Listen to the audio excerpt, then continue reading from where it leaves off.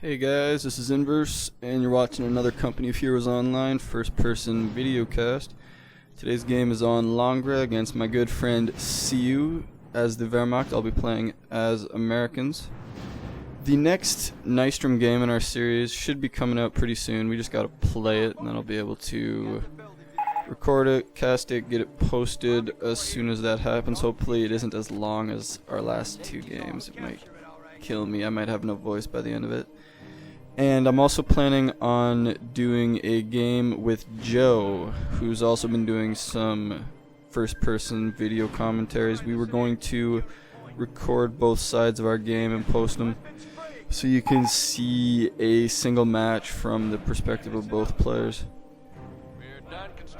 This game right here, the moment I saw, this is actually an auto match game. I was talking to SIOOOUUU in TeamSpeak when we got this. The moment I saw I had him, I knew I would be going fast MA. Reason for this is SIOOOUUU plays what is, in my opinion, the hardest Wehrmacht Tier 1, the best Wehrmacht Tier 1 I have ever watched or played against in retail Company of Heroes. The only player who, in my opinion, comes even close to him is DevM, a very good retail player, a very strong retail Wehrmacht player. SIOOOUUU is, in my opinion, one of the three best Wehrmacht players in the game right now. He actually beat Nystrom the game right after this one, which made me feel a little better about this game. I've actually never ever beaten SIOOOUUU in retail or in Company of Heroes Online. This is my first Company of Heroes Online game against him. I played him twice in retail back when I was around level 14 or 15 about a year ago or so, and I haven't played him in retail since then. I tend to try to avoid it because I know he's such a strong player. His tier 1 really makes it difficult to go rifle upgrades early game. I also know he loves to start with an MG, use that MG to cap a strap point, usually on this map, the strap point right outside his map, and then get a bike right afterwards, because his MG micro is so good that every single game he plays, he's able to suppress the first rifle squad, force a retreat, which is what he's going to do right here. I actually make a big mistake by charging that. I wasn't going to be able to get around him, even if the bike didn't show up, and the bike showed up, kind of sealed the deal right there. I'm going to hop in the building because I'm going to try to stall him until I can get that retreating rifle squad back on the field. I also have a second rifle squad coming up in the middle, so I'm going to try to harass his bike. Of course, he manages to push my rifle squad into the range of the MG. I thought I would have been able to get out of there, but he managed to push me back into the range, so I'm going to lose a few guys, and I don't think I retreat. I'm just going to try to back up as much as possible. I do have nice map control on the left-hand side, and I have two fuels contributing to my fuel income. However, on a map like Langres with so much fuel and so many munitions, a Wehrmacht player really only needs to control 1 point at a time. I mean, if he controls 2 points, he can fairly easily rush tier 3 or even tier 4 if he so desires, but he really only needs 1 point in order to, 1 fuel point that is, in order to tech properly along his desired route, which is to go tier 2 most likely. What I'm doing right now, most people retreat right away when their engineers come across a bike. You don't want to do that because the bike has to turn around in order to shoot, and the bike AI is fairly terrible. So what I did right there is try to surround the bike, get around him as much as possible, and force him to turn around. Your engineers will be shooting the whole time and doing damage, and your bike and the opponent's bike won't be able to really get into range to fire because he doesn't have a reverse gear, so he always has to turn around when he runs away. He tries to run in thinking I'm not paying attention, but I managed to surround him again. And that MG, unfortunately, I could have gotten around. You see me actually, I think I'm going to kill that bike. Yep. Kill that bike right there. That MG in the middle, I should have been able to get around, however I wasn't paying attention. I have fairly terrible control this game. This wire is actually hilarious. I have honestly never played a single game where someone wires that. So that kind of threw me off. It annoyed me. It doesn't really make too much of a difference. It's only a +5 fuel point. However, any bit matters against a good player like this. I'm trying to draw his his Volksgrenadiers on the right-hand side off.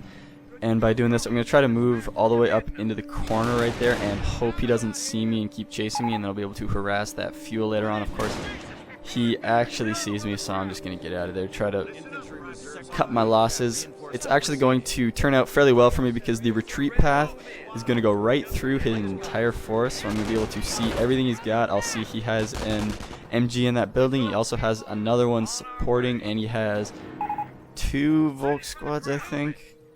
Yep, I think it's 2 Volk squads. I can't remember. So anyways, at this point, I'm thinking that's going to be very, very hard to break. It's especially hard on Longa. If this was Samoa, you look at, if this was, Samoa or Angleville, you look at my fuel income and my fuel count right now. I built a triage center and I'm getting a supply yard and I still have 65 fuel. He hasn't been able to harass me much on the right hand side because I've been keeping pressure on, but not recklessly throwing manpower away. Of course, he's going to try to push up right now knowing I have a lot of fuel and he needs to cut that off. And the problem with this map is it's pretty easy with a bit of wire and 2 MGs to completely lock down the right hand side, which is what he's done right now. He's got, I think he still has that 1 MG in that building. He also has an MG somewhere around that middle +10 munitions point. I know I'm going to try to move in right now because I know I need to make something happen. If you let a Wehrmacht player sit back too long, especially on this map, you're going to run into so many mines. When your M8 hits the field, it is insane. Of course, excellent MG placement by SIOOOUUU right now. Pretty terrible, pretty bad unit control on my part. I have a lot of squads not really moving.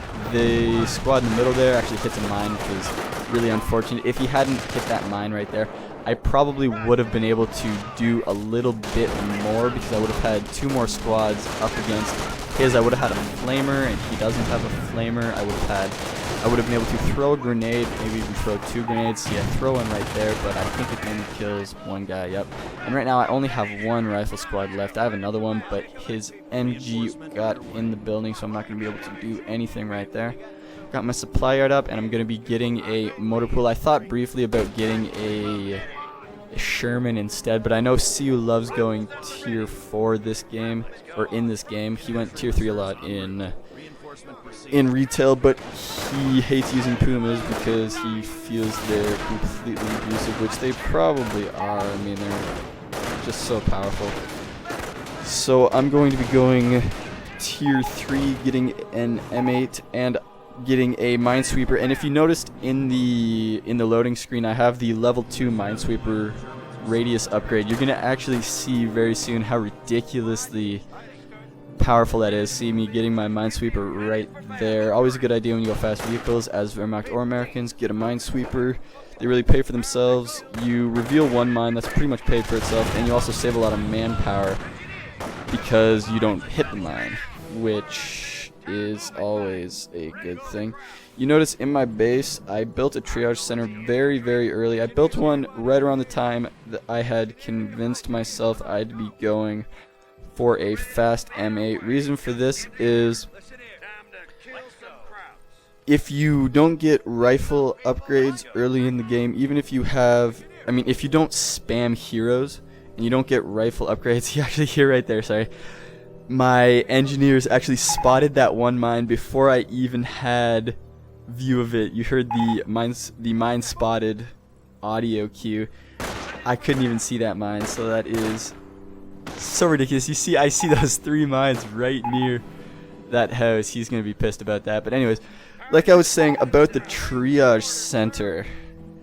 The triage center before the supply yard is good when you go fast M8 because it doesn't really delay your M8 very much. It's a pretty negligible amount of fuel, and it's 200 manpower, which is significant, but when you think about how much manpower you save late in a game and as a game progresses, thanks to